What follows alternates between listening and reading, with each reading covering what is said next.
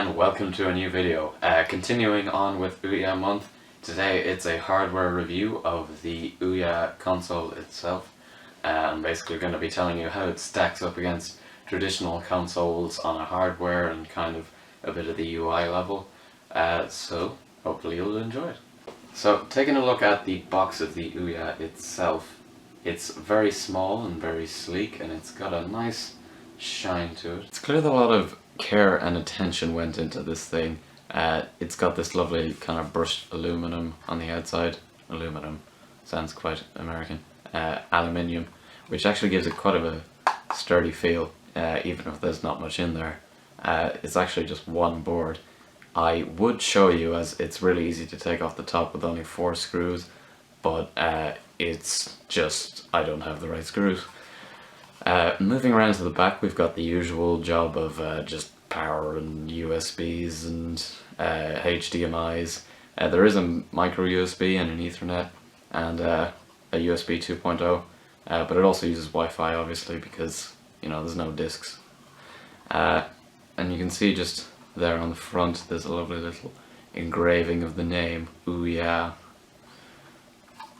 Yeah, it's clear that a lot of attention went into this thing, because despite its kind of slightly less quality than most traditional consoles, it's got a very nice look to it overall, and it just feels kind of good quality, except for maybe the plastic on the top could be a bit better, and this kind of button sounds a bit hollow. The only real complaint though that is going to affect you at all is on the bottom, which is basically where the vent is located. So the fan is whirring inside there, and that's all well and good. The problem is it tends to heat up, especially this one, the metal one. So yeah, probably not the best thing. On board, the Ouya is packing about as much punch as just kind of an oldish smartphone. It has a Tegra 3 inside, which gives it 1 gig of RAM, and it's also got 8 gigs of storage, so not the most impressive specs, and I doubt it's going to blow the pants off anybody. 1 gig of RAM and 8 gigs of storage! So yeah, the console, not bad, but kind of needs a bit of improvement. Moving on to the controller, the Ouya controller is actually pretty nice and pretty hefty. It's got a nice shape to it, and if we just peel this off, you'll notice that it's got these interchangeable faceplates. The turnaround to the back makes them look a bit plasticky and cheap, but believe me, they're nice and sturdy, and they've got those magnetic tips. You can actually swap these out for different colored ones, but I'm sticking with the classic ones. So yeah, the controller, it's actually quite nice and sturdy. It's a bit light, and the back of it is a bit plasticky. As I mentioned, it's a bit of a mixed bag, but overall it's pretty sturdy. I mean, it's not going to break anytime soon, and it certainly has a nice comfortable shape. Actually, I like the shape of this. Some people don't like how high the triggers are up, but personally I find it fine. The triggers, however, are a bit cheap, and it's a similar story with these clicky bumpers.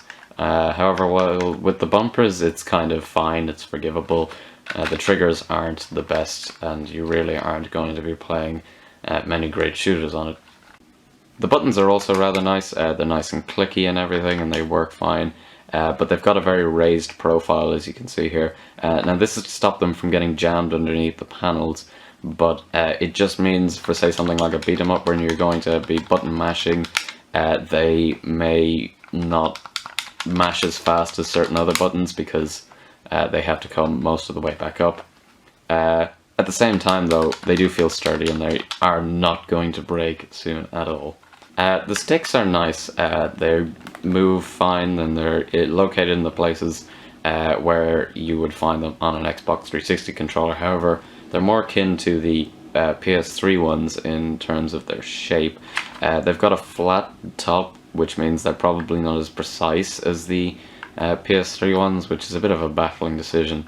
And they click in. Sound kind of cheap when they click in, but I can assure you there is no problem there. The home button's also down here. It's also usually used as the start button as well, because there's no traditional start button. There is, however, a touchpad like you would expect to find on the PS4, except really I've seen very few games try to implement this, and the way it works in the web browser is not nice at all. It flicks all over the place, and it's just not quite as responsive as you would like it to be. It usually, what happens is you will push and it will shoot to the other side of the screen, which is never a good thing.